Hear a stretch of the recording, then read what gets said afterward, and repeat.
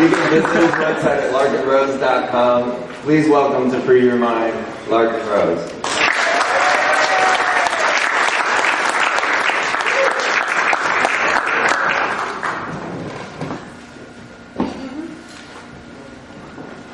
The title of my talk today is Removing Mental Malware. Malware as in computer malware, where somebody writes a program and sticks it on your computer by way of a virus or something, so that the computer serves him instead of you.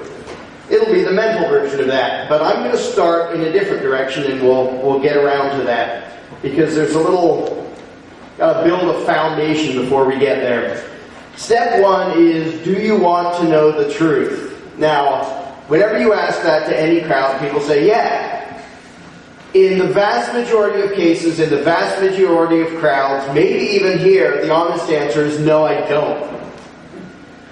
Because if you really want to know the truth, that requires you to put everything you believe at risk. To question everything you assume, to question everything you think you've already figured out. And that's not easy, and that's not comfortable. And I'm not exempting myself from this statement either. I can look back on my life and see lots and lots of cases where I actively resisted the truth because I was comfortable in a lie. In a whole bunch of lies. I'll use the example, if you picture a globe, a map of the whole world, and you color code it by religions. So you have, over here, vast majority are Christian. Over here, vast majority are Muslim. Over here, vast majority are Jewish. Vast majority of this, that, the other thing. And these giant pockets of color. Now, are we to believe that it's just by coincidence that everybody started by being objective and rational and thought things out carefully, and golly gee, just by coincidence, this giant group of people came to one conclusion, and this giant group of people came to another conclusion? No, it's because we believe what we're taught. We believe what we hear everyone around us telling us, what our teachers tell us, what our parents tell us, what the community around us tells us. The question of do you want to know the truth applies to every religious group, every field of science, every type of personality. It's always a challenge and it's always uncomfortable to consider the possibility that your paradigms are completely bogus. And it goes in every direction for everybody. I mean, you may have some pet theory, some conspiracy theory, or some weird theory that other people think are weird. And if you found out the truth, you might find you were actually wrong. That your theory was bogus. And if you're not open to that possibility, then you're not really going for the truth. On the other hand, there may be somebody who says, well, I believe what the mainstream believes, and I believe what everyone around me believes, and I'm not going to consider anything that sounds unusual or weird. They don't want to know the truth either. Wanting to know the truth requires risking what you already have and what you're already comfortable with, which is why most people don't want to know the truth. And it really takes an active effort to go out of your way to take whatever you already believe, put it to the side and say, if I was right, if it was already true, then I can doubt that right and left all over the place and put it to the test constantly. It will still end up being true. It is only when you're not really sure that you don't dare to put it to the test, because it might fall apart. So, the first step is, do you want to know the truth? And that is a giant question that almost everybody says yeah to. And it's hardly ever true for anybody, including me. It takes an active effort to dare to question what you already think you know. Assuming you actually want to know the truth, how do you get there? By using the scientific method, or the scientific process. Now, I'm a huge fan of the scientific process. I think it's the only way to reach rational conclusions. However, I'm also a huge critic of a lot of people who stick the label scientist on themselves. The scientific process, in a nutshell, I'm sure you guys all know this anyway, is you take in evidence, you take in data, and from it you try to extrapolate an explanation of reality, or little pieces of reality. You try to get a worldview that actually matches the world outside of you. And sometimes you find out, whoops, well, that data made it look like this, but now this data makes it... And so you have to test your theories and sometimes throw them out. Now, a lot of people who wear the label scientists and pretend they like science, what they do is take in a lot of evidence, look at the stuff that already fits what they already believe, and the other stuff, that's just weird. We're going to pretend that didn't happen. And it's always funny to me how many people have had some sort of experience, you know, the whole array, and a lot of them have been talked about this weekend, some sort of experience that doesn't fit in the sort of standard, accepted, materialistic view of reality. Well, we're all just physical machines, and we all have everything pretty much figured out. And I'm pretty sure it's a pretty big majority of the people have personal experiences that don't really fit that there's something else weird going on. And a lot of people who call themselves scientists throw that out the window and say, well, we don't really need that data because it doesn't fit our foregone conclusion. So by the scientific process, I don't mean come to the results that are now usually labeled under science. I mean the actual scientific process of look at the world, take in all the evidence you can, and then try to figure out reality from that. Even if the evidence is weird and disturbing and goes against what you already want. Now, another problem with people using the scientific process, or something that stops people from using it, is when it starts to point at a conclusion that they don't like. They will often bail out. No, that's wrong. And this happens in all directions. Like I said about wanting to know the truth, if you start to see a rational examination of the evidence pointing towards you were totally wrong about something, most people will bail out and run the other way. And because they're invested in what they already believe in. Now, this is especially true if it's something you believed in your whole life, you've worked on, maybe you've devoted your career to something, and somebody comes along and says, I want you to consider this, and rationally look at the evidence and find out that your entire career was based on a gigantic lie. There is a huge motivation to not look at that, to not use the scientific process. That's what we have to, each one of us has to look out for inside our own heads. Are there any walls we put up because we think, you know, I don't really like where that evidence and logic is leading me, I'm just going to kind of stick a wall there and pretend I didn't see that. That's the comfortable, easy thing.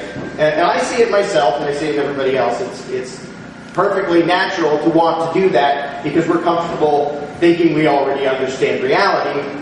So we stick up a wall in front of it, anything that kind of messes with our assumptions. And as I said, there are lots of conclusions people don't want to reach. There are lots and lots of conspiracy theories, and when people say conspiracy theory, they're usually bashing it, and what they usually mean is, I don't want to consider the possibility that the explanation for this event that happened is something that's really going to creep me out. So I'm going to call it a conspiracy theory. That is not scientific and that is not rational. And when you have things happen like what happened in Boston and 9/11, I don't even bother telling people what I think very often or arguing the evidence. I just go to people and say, did you look at this evidence? Did you approach this wanting to know what happened? Or did you approach this determined that this will be the conclusion you reach no matter what? And that's most people, because most people don't want to know the truth.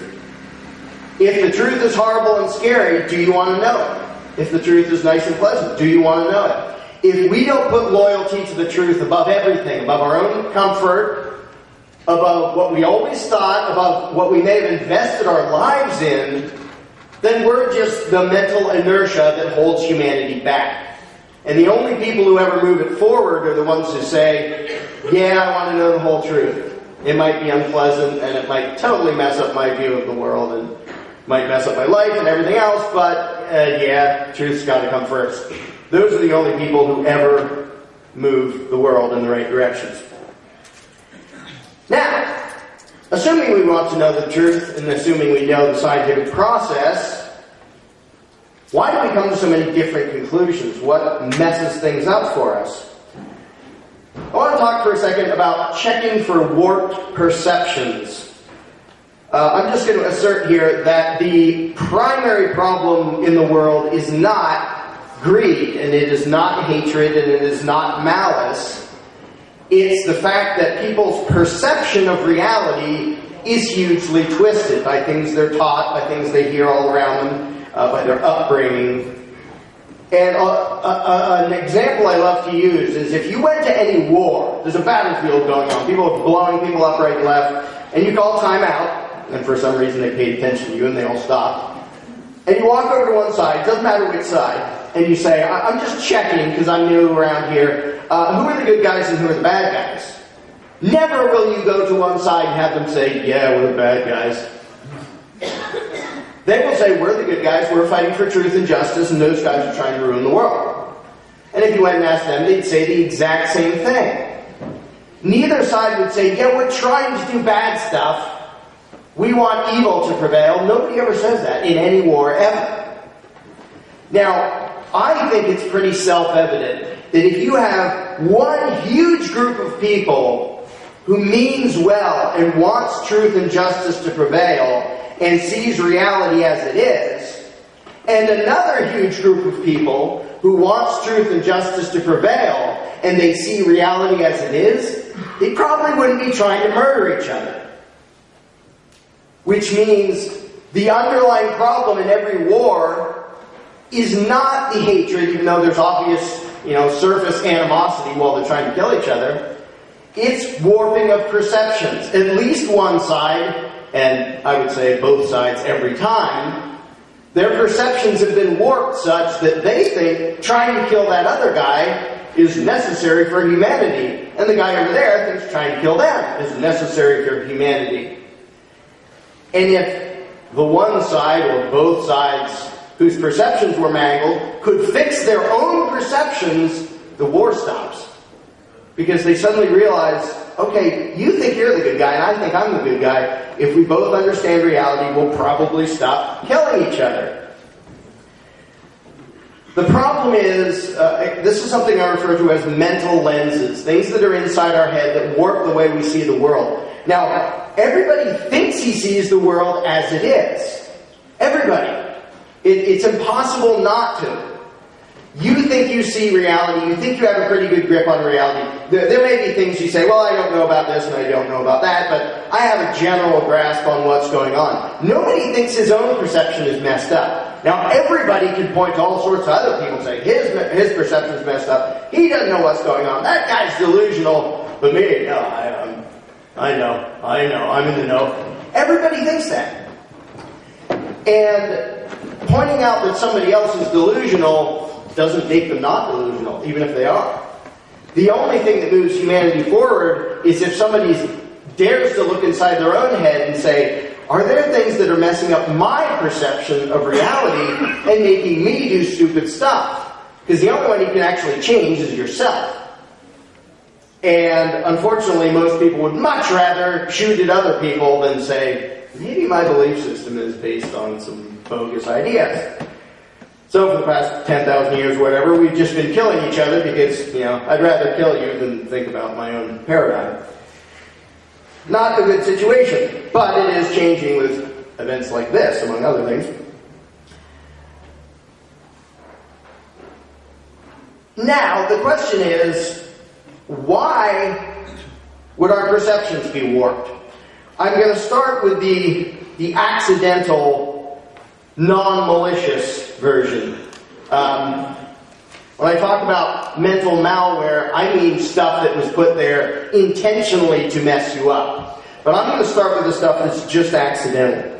Because most of what we believe is passed on to us from our parents, our teachers, our friends, people around us, our society as a whole, the media, all the things we're exposed to. I do not believe that everybody out there telling a lie is trying to tell a lie. I believe the vast majority are just passing on lies that they were taught because they don't know any better.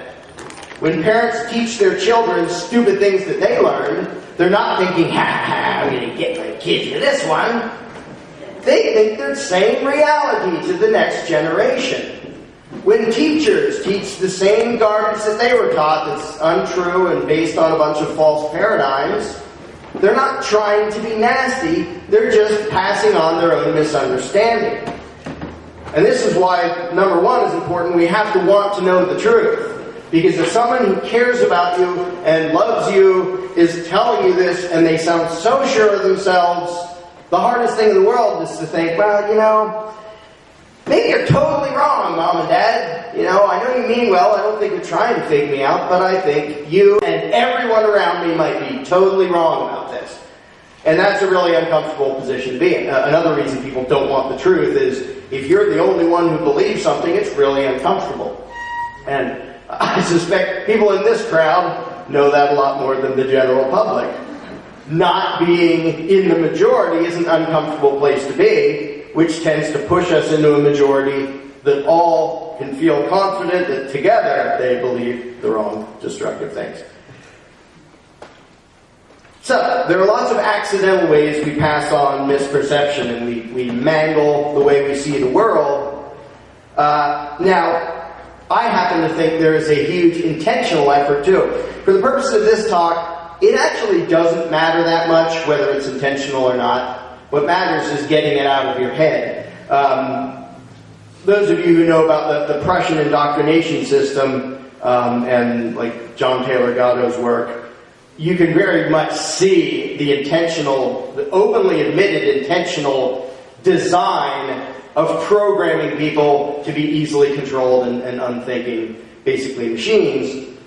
But again, for purposes of this talk, it doesn't even matter if you got these warped perceptions by way of misinformed but benevolent sources or actual psychos trying to control you. Because either way, if they're stuck in your head and messing with your perception, then they need to be fixed. And I will say this. A lot of people say, oh, you think it's somebody's trying to control us. If I was a sociopath, I would focus heavily on propaganda and mind control. And any sociopath worth his salt would. Because if you can control people mentally, you don't have to control them with violence. And so the idea that they would never do that, well, there are bad people in the world and they would totally do that. Frankly, I don't think they're even doing a very good job recently, which I'm happy about. But again, ultimately, for now, it doesn't matter how the warped perceptions got there. Now, the primary example of malware that I talk about all over the place in all sorts of videos and books, the main thing I focus on is the malware revolving around concepts of government and law and politics and authority and crime and all the terminology and all the thought processes that, like tentacles, come out from the belief in authority. Now, it's really easy to point to some bad guy, to point to some tyrant, to point to some regime and say, that's the problem, they're scary, they're bad, let's go do something about them. But my main focus is the fact that the main problem isn't the bad guys. The bad guys will keep being bad guys. The main problem is the power they get from the warping of the perceptions of their victims. And if you fix the perception of their victims, the control freaks don't have any power anymore. And if you just watch, like the last talk I gave at the first Free Your Mind conference, where I did the thing of talking to an alien. An alien comes to Earth, and some Earthling is trying to explain to the alien what government is. Well, is it the building? Well, no, it's not the building. That's just a building. Well, is it the people inside? Well, not exactly. Is it the law books? Well, no. It's sort of this mystical, magical entity. Everybody, not everybody, almost everybody believes in government. They believe it's real, they believe in the law, they believe in authority, and they have all these perceptions that they think are based on reality. And this is a huge example of what I mean by checking for mental malware. And the key is to observe how your own brain reacts to ideas. Now, if you can rationally take in evidence and ideas and analyze them and explain your position, Whether or not you end up agreeing with me or agreeing with anybody else, fine, that's the rational process. But if you keep an eye on your own brain, and when you're exposed to things that challenge your paradigms and challenge your perceptions, like in a big way, watch if your brain reacts by saying, well, here's an explanation, or reacts by going, no, that can't be true, go away. Because what I did, and what almost everybody I know did when first faced with the reality of the belief in government is, no, we have to have government, go away, I don't have government anymore. That is a dead giveaway that there's malware in your head. Because, like I said before, whatever you believe, if it's true, you can put it to the test all you want. You can doubt it all you want. You can come at it at every possible angle. What's true is still going to be true. But if your mind shuts down all the incoming information, shuts down the rational process and runs the other way, that's a dead giveaway that you have malware in your head. That there are things stuck into your head that are interfering with your brain functioning the way your brain is supposed to function. Being able to take evidence, process it, and figure out conclusions, figure out reality. Now,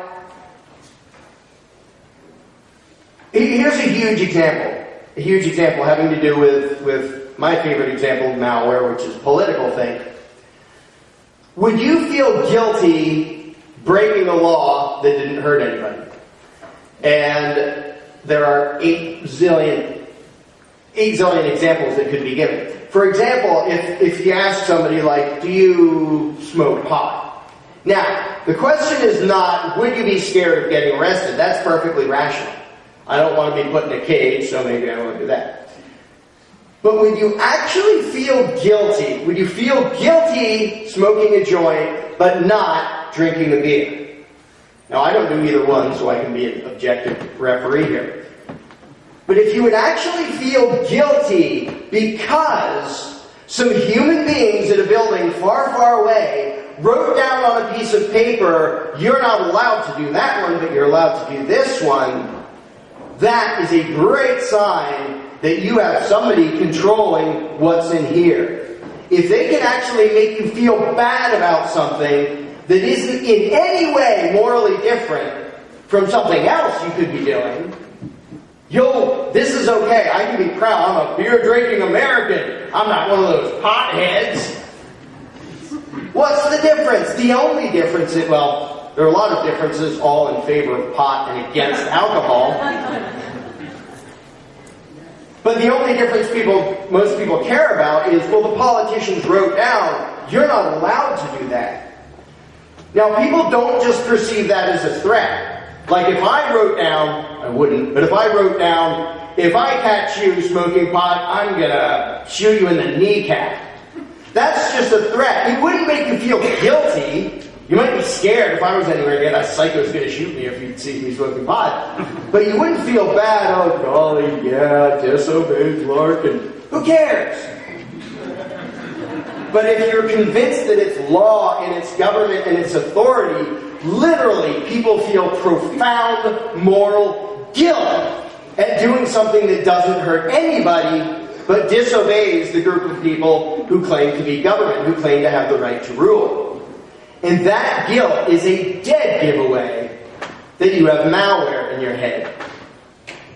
Now, guilt of actually hurting somebody, like if I stole somebody's stuff, I wouldn't, but if I stole somebody's stuff, I would feel guilty because I actually hurt them. It isn't because, oh golly, I stole somebody's stuff and those politicians way over there wrote down that I wasn't supposed to. That's not a reason to feel guilt. The reason to feel guilt is you did something that hurt the self-ownership of somebody else. But the guilt at breaking the law and the obligation, and I love the term law-abiding taxpayer because it's people proudly displaying their malware for all the world to see. I am proud that I give my money to a bunch of crooks and I do whatever they tell me. Law-abiding taxpayer. That is all it means. But lots and lots of good people, genuinely benevolent people, take pride in that because they have malware stuck in their head. And when I bring it up, most people do the instinctive emotional reaction of, I don't want to think about it because it's really uncomfortable. Because if you make it a personal point to take pride in the fact that you're law-abiding, meaning you do what the politicians tell you, when somebody comes along and says, yeah, that doesn't make you good, in fact, kind of makes you one of the ones who's fueling the destruction of mankind. So maybe you should stop being proud about being a law-abiding taxpayer and consider being a criminal tax cheat. Amazingly, people don't want to hear that. And again, there's the other point of when people obey because they don't want to get tasered or bludgeoned or thrown in a cage, that's perfectly rational. I'm not saying run off and get tasered and thrown in a cage just for the fun of it. But if you feel the guilt, that's malware and nothing else. And these perceptions come up in all sorts of fields, everything that relates to government. The way people perceive police, a guy with a badge. Two people come up to you. One is just a guy off the street who says, hey, can I look through your bags? And you say, who are you? No, go away. And the other one says, hey, I have a badge. Can I look through your bags? Most of the country goes, sure, I have nothing to hide. Wait a minute, they're both human beings. Why do you respond differently? Because you have malware in your head that tells you that guy isn't just a human being. He has rights that human beings don't. I am obligated to bow and grovel and do whatever he says. And that malware is so omnipresent that when some people don't and say, no, you can't search my car, and no, I have nothing to say to you, and I'm not even going to tell you if I'm a citizen, it's none of your business. A lot of the other victims say, oh, you're horrible. You should cooperate and do what the guy with the badge says. And that is the problem with the malware, because those people are good people. As annoying as they are, and as much as I love to argue with them, they're not saying that because they're evil. They're saying that because they really and truly believe that good people obey authority, and that if you don't, you are therefore bad. And lots of history is good people who are taught to believe the lie of authority, either just spectating and doing nothing, or actively helping to dominate, oppress, or even kill their fellow man because authority told them to. And that's what I mean by the fact that the problem is not the psychos. You know, a thing I often point out is there's only one reason we know the name Adolf Hitler. And it wasn't because of Adolf Hitler. It was because lots of people in Germany believed in the thing called authority. And so if the guy is in a certain position and has a certain job description, and he tells you to do something, well, you do it. You follow orders. You enforce the law. If they didn't believe that, what could one goofball with a stupid mustache possibly have done on his own? Maybe knock off a dozen people before somebody blows his head off. Then we're done. Same thing everywhere. You know, Red China, Soviet Union, go anywhere you want. The mass oppression was not because all the individuals doing it thought, you know, today I just want to go hurt somebody. It's because they were raised with the malware of authoritarianism and government and law and all these concepts that go together so that they literally feel guilty about doing what they know is right. Now, I often go into a rant about the Milgram experiments. I'm going to skip it this time because I've done a million other times. But Stanley Milgram did experiments which totally show that this applies to Americans as much as anybody else. We know what is right and wrong, and we will do the wrong thing if a perceived authority tells us to. That's the horrendous punchline. I highly suggest everybody go check out those. It should be required. People should be forced to read that book. Oh, sorry. But Stanley Milgram's book is called Obedience to Authority, and it goes all through his experiments, which is really creepy, but it's an outstanding expose on mental malware and the destruction it leads to, making good people do really nasty, evil stuff. And if we, a thing I often say is that if we only had to deal with the genuinely nasty people who would do nasty stuff on their own, if that's all we had to worry about, this planet would be a lot closer to a utopia than having to deal with good people who do bad stuff because law tells them to, because authority and government tell them to.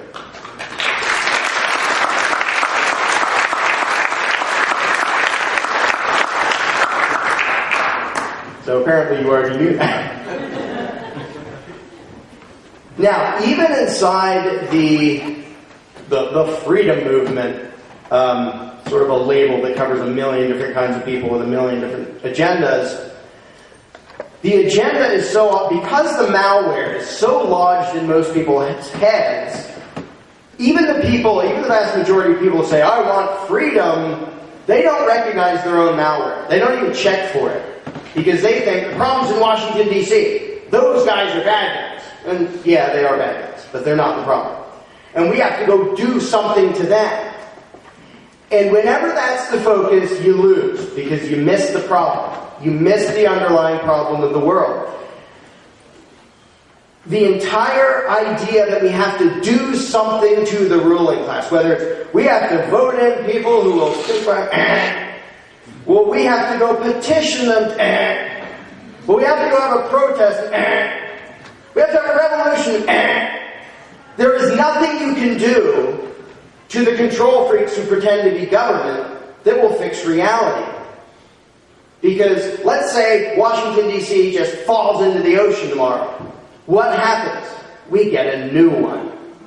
Why? Because 300 million people have the malware in their heads that say, we have to have government.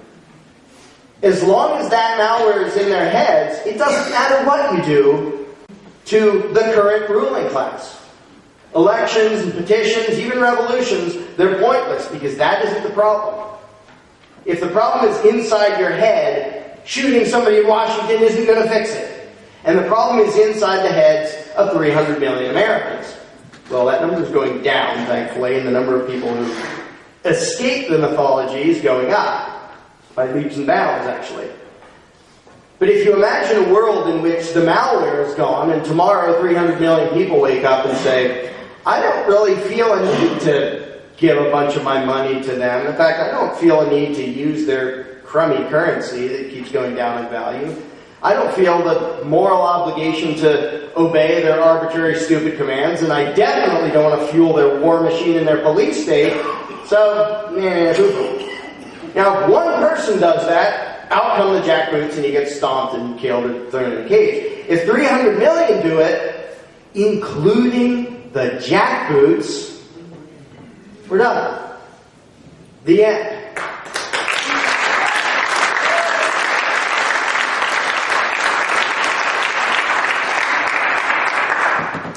Even the jackboots do what they do because of malware. Now, I did a video a while ago that got some notoriety called When Should You Shoot a Cop? It made national news 3 times and people freaked out all over the place. First paragraph says, most people are going to look at the title and freak out and not read this article. And then lots of people went out, freaked out, didn't read the article, proving that the article was true. And I talk about it because that's a fundamental concept to understand. Now, people say, so you're for overthrowing the government. That wouldn't do any good. It's either unnecessary when the people get rid of their malware, you can just ignore them out of existence, or it's counterproductive.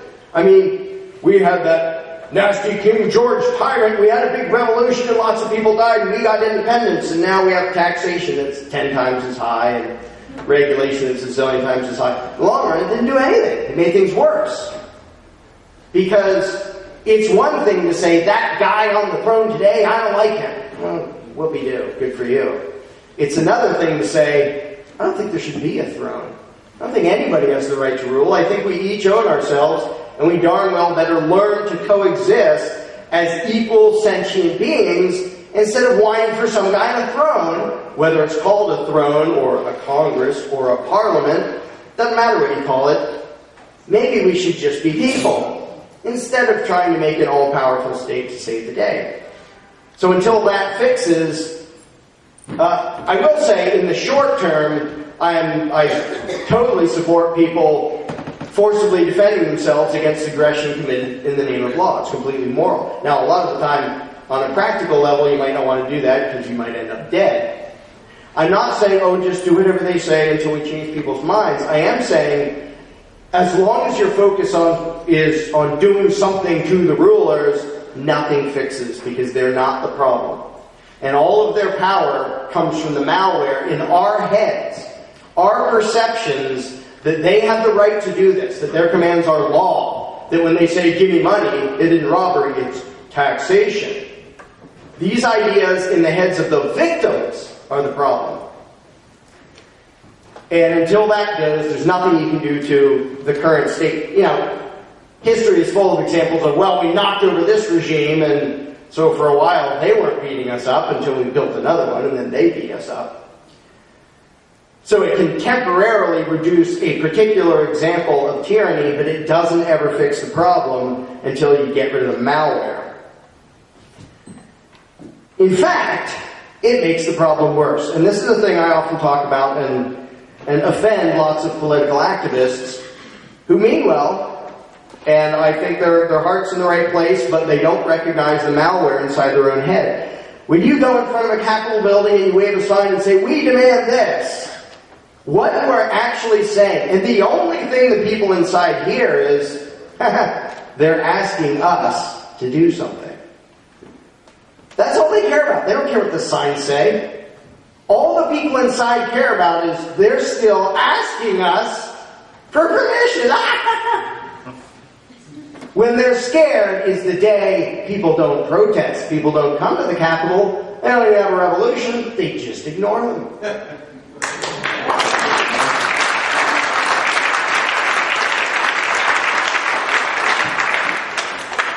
As long as people vote or protest or petition, voting is like, well, we're going to make our voice heard.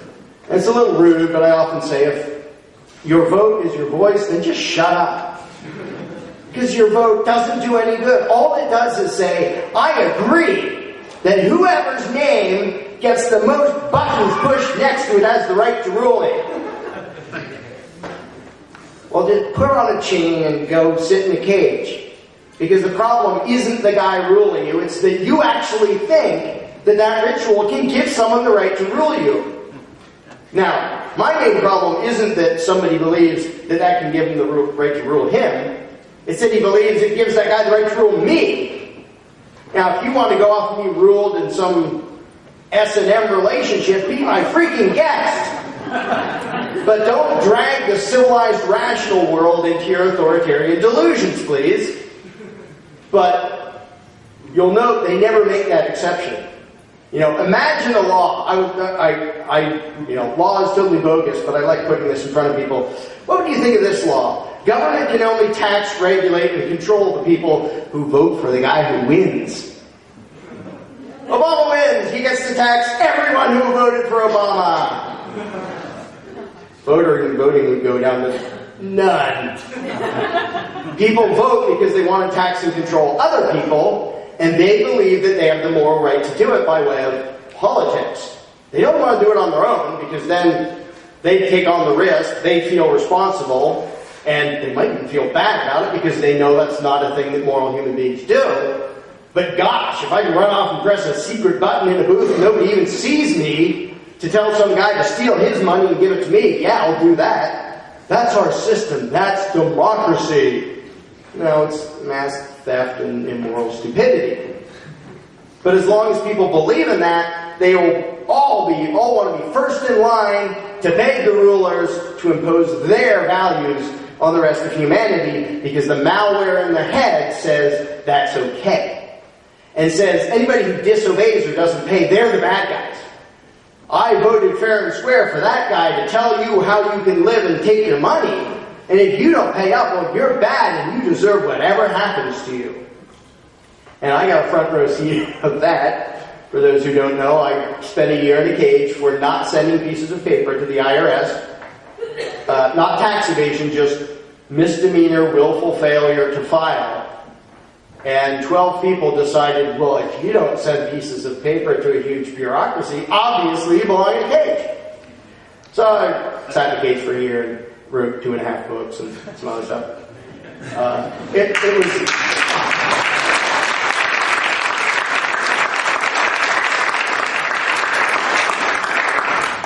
It was only pretend prison. It was minimum security where, nobody makes a movie about minimum security prison because it's just boring as sin. No fights, no gang warfare, thankfully, so I'll take boring over fear of death any day. So it was stupid, but not that scary. But the fact that 12 people, normal people, good people, I'll even say good people, I have to bite my tongue, but I'll say 12 good people, because of the malware in their heads, thought I should be stuck in a cage because I didn't send pieces of paper to a bureaucracy. I won't call them sane, but I will call them good. That is why that's what has to fix. They're coming to get me. Have to send your taxes in after. Well, now I have this brilliant tactic of being way too darn poor to owe them anything, which they know. It does kind of have some drawbacks, but for a while that's been working for me. Not that I recommend it to everybody, but... Imagine you're down south in the U.S. a couple 100 years ago, and there's a big cotton plantation, and there are a bunch of slaves. Now, you have two options. You can go to the slave master and say, this is wrong and you should free them. Now, the mental malware in his head says, this is legal, this is what's done, this is normal, this is how things are, and gosh, it sure helps me. I get to sit on my butt and get rich without having to do anything. He has a huge incentive to not face the reality that what he's doing is evil. So you can go whine at him all you want, he's probably not going to change.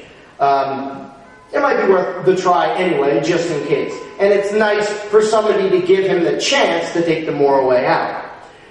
The problem on that plantation primarily is not the master. If you went to the slaves, now, it's one thing to hear a white guy say this, so I highly suggest everybody read Frederick Douglass's autobiography. It's actually a bunch of writings, where he describes the fact that a lot of the slaves thought they were supposed to be slaves.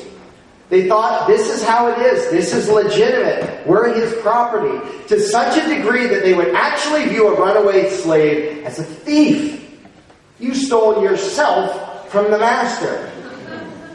And it's weird, and it's funny, and it's evil, and it's depressing, but they really thought that.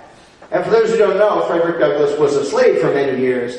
And what really impresses me wasn't his physical escape that he eventually did. It was the mental escape he did after having had mental malware smashed into his head from the day he was born that says, you're the property of somebody else. And he figured out, no, I'm not. I own myself.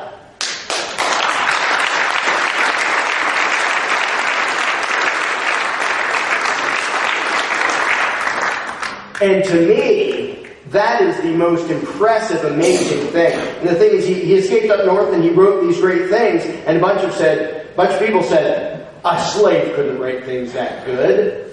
Because their impression was a slave is just a stupid animal, and he's writing these brilliantly eloquent things.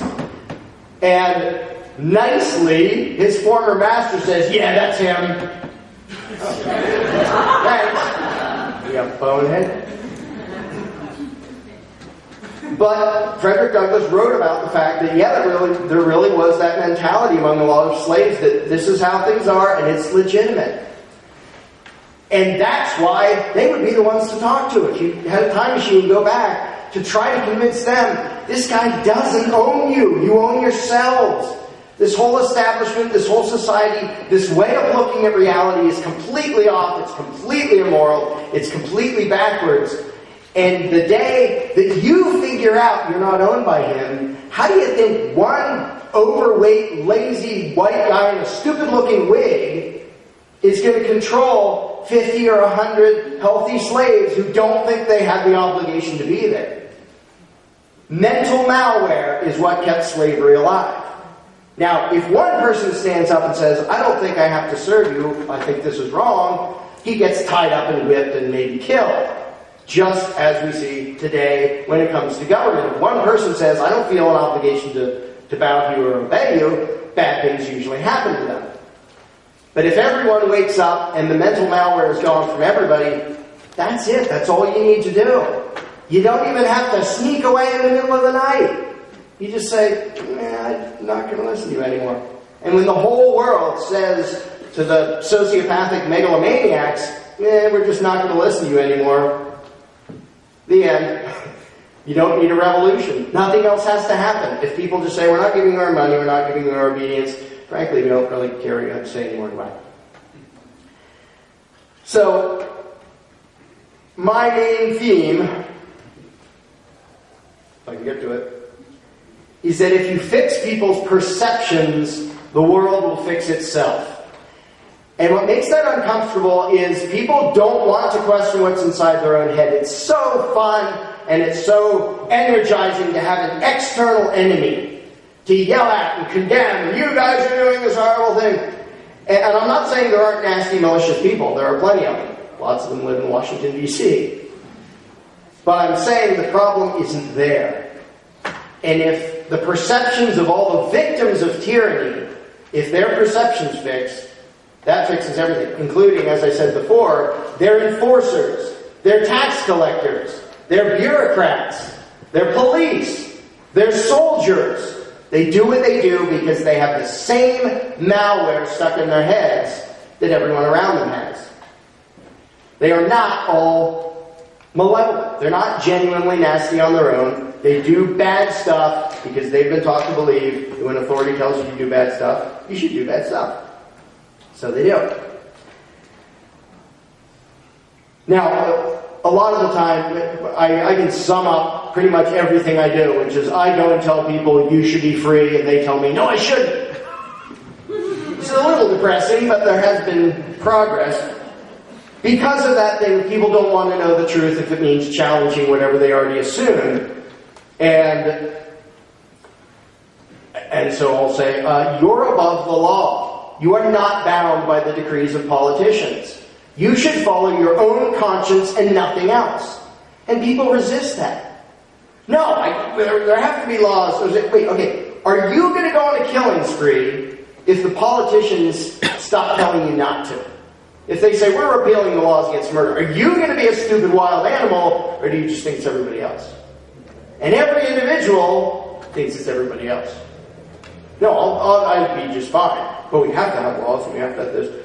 But even telling somebody that you aren't bound by your master, it's just like telling a slave, he is not your owner. I know you were taught that. You are your owner. You always have been. And the lie that anybody else has any claim over your life, when that gets out of your head and the heads of 7 billion other people, then we're in good business. Then we're in good shape. Then we can actually have humanity happen. But people resist, and I confess I resisted. I was a statist for years and years and years, and I know we have to have limited government that just does. We have to have a little defensive ruling class, because I didn't want to question that deeply into my own malware and take the paradigm of authority entirely and go, yeah, don't need that anymore. So for me, it took years and years. Now, the good news is I've seen a lot of people do it in days or weeks recently, in the thousands too. It's amazing. Shameless plug. This has helped some people. The most dangerous superstition. The most important thing I've ever written. But I don't think it's because of any video, any book, anything. I think we're coming to a point where human beings are suddenly, for whatever weird magical reason, are able to think about things that they weren't 10 or 20 years ago. Now, I've been a voluntarist, anarchist, whatever you want to call it, somebody who realizes that government's bogus, for 16 years now. For the first 5 years of that, I knew maybe 6 people who would identify themselves the same way. Now I know at least 6,000. And it's speeding up really fast that for some reason people are able to look at this paradigm. They're able to turn their eyes to their own brain and check out their own mental malware and say, yeah, that doesn't match my moral code. It doesn't match my values. It doesn't match what I care about. And that's the key. If we had a world of genuinely malicious, evil people we're just doomed. I'm just running off in the woods and living somewhere. But we don't. We have a world of people who are mostly somewhat rational, somewhat caring, enough to get along, except for this mental malware. If this one superstition is taken out of their heads, if they can be shown that it goes against what they actually are, against what they actually believe in, against the world they want to see, then we get along fine. The only problem is their perception of reality. It's not they're all malicious. You know, even the jackboot beating the tar out of somebody, all the layers of twisted indoctrination that has made him into that. He didn't start as evil and malicious. Well, some of them kind of seem like they did. A lot of them didn't. It's just the malware and what it tends to do to the human brain. When people get rid of the malware, you know, a lot of people say, well, then what do we do about this and how do we do that? Because people want to hear a master plan. Here is how the whole world will work. Well, I'm not running for Emperor of Anarchy. I'm going to be in charge of one person when the lie of government collapses, and that's it. Now, I can give this one person's suggestions or predictions, but who cares? Like, we'll be doing it. There's 7 billion other people. I guarantee any field of thought that I can come up with a suggestion or a prediction of what will happen will be worthless compared to millions of other people saying, well, what if we try this instead? Oh, okay, good, you do it. Your idea is better than mine. But people so want to hear that master plan that they think, well, how will this be handled? And so I usually turn it around. They ask it in the passive tense, be handled by some magical, mystical, giant thing. I say, well, how will you handle it? You'll be in charge of you, I'll be in charge of me, same as 7 billion other people. What do you think we should do about, you know, protecting ourselves or feeding ourselves or communications or whatever the topic is? But what it comes down to is when people understand the malware, it goes away. And when it goes away, in enough people, they automatically disobey. Like I said, some people will obey authoritarian, you know, jackboots to avoid getting beat up or caged, which is perfectly rational. When everybody understands that everybody understands we are not beholden to these people, you just ignore them. You disobey. In fact, after a certain point, it's not even like disobeying is an act. It's just, oh yeah, there's some weird group of narcissistic sociopaths somewhere who are issuing these commands that apparently we're supposed to care about, but I don't even know if they're still there because nobody cares. That's what it would really look like. Even the thing of we're going to go sit in front of their building and disobey. Why would you go to the trouble to go to their building? Disobey in your own home. 7 billion people disobeying on their own property and living their lives ends it. Focusing on it doesn't end it, it keeps it going. It gives it strength. Now, the scary thing is that people don't like the uncertainty of a world in which 7 billion people own themselves. Deal with it. Because that is reality. And the solution that people want to that uncertainty is, we need a master plan making sure that, no we don't. We need the uncertainty of 7 billion people in charge of their own lives. And as scary as that is, it's really easy to point out examples of how that uncertainty leads to way better things than any master plan ever has or ever will. So don't be scared of chaos and anarchy. Be scared of the guy who says, put me in charge and I will fix the world. He is not your master. You are your master.